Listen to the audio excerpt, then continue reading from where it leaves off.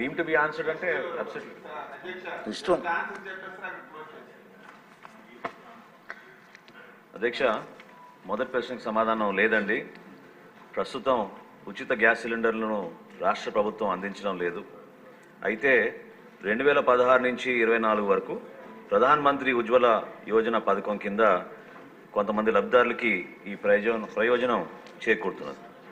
రెండో ప్రశ్నకు సమాధానం, కేంద్ర ప్రభుత్వం పిఎంయువై పథకం కింద 9,65,361 మంది లబ్ధిదారులకి మొదట ఉచిత ఎల్పిజి సిలిండర్తో పాటు ఉచిత ఎల్పిజి కనెక్షన్ కూడా మన రాష్ట్రంలో ఇవ్వడం అవుతుంది.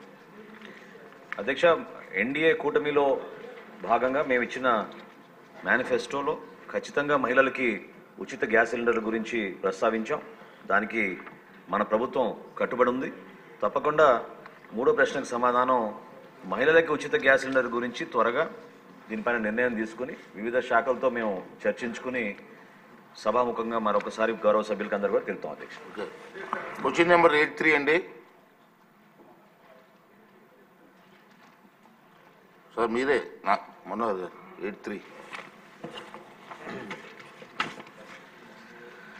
థ్యాంక్ యూ అధ్యక్ష. నిన్న గౌరవ ముఖ్యమంత్రి గారు గవర్నర్ గారి ప్రసంగంలో రాష్ట్రంలో ఉన్న ఆర్థిక పరిస్థితి గురించి, వెంటిలేటర్ పైన ఉన్న మన రాష్ట్ర ఆర్థిక పరిస్థితిని కేంద్ర ప్రభుత్వం నిన్న బడ్జెట్లో కొంచెం ఆక్సిజన్ ఇచ్చిన అభిప్రాయాన్ని వ్యక్తపరిచారు. ఈరోజు ఈ ప్రశ్నకి సమాధానంలో కూడా మీకు అర్థమవుతుంది. ఒక పర్ఫెక్ట్ ఎగ్జాంపుల్ ఇది, ఏ విధంగా మన రాష్ట్రాన్ని వీళ్ళు ఆర్థికంగా ఎన్ని ఇబ్బందులు పెట్టారనే దానిపైన మనం ఖచ్చితంగా ఈ ప్రశ్న ద్వారా మనం మాట్లాడుకోవచ్చండి. రైతులకి చెల్లింపుల విషయంలో బకాయిలు ఇంకా ఉన్నాయండి. మొదటి ప్రశ్నకు సమాధానం అవునండి. రెండోది, రబీ పంటలో 2023-24 కాలానికి గౌరవ సభ్యులు అడిగినట్టుగా నేను జిల్లాల వారీగా వివరాలు ఇస్తానండి. పశ్చిమ గోదావరి జిల్లా మేము ధాన్యం సేకరించింది 6,41,129 మెట్రిక్ టన్నులు. దానికి చెల్లించవలసిన నిధులు ఇంకా 424 కోట్ల రూపాయల 55 లక్షలు.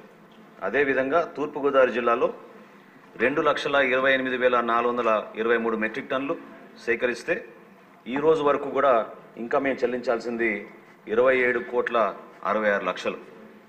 ఏలూరు జిల్లాలో 2,01,369 మెట్రిక్ టన్నులు ధాన్యం సేకరిస్తే చెల్లించాల్సింది 47 కోట్ల 53 లక్షలు.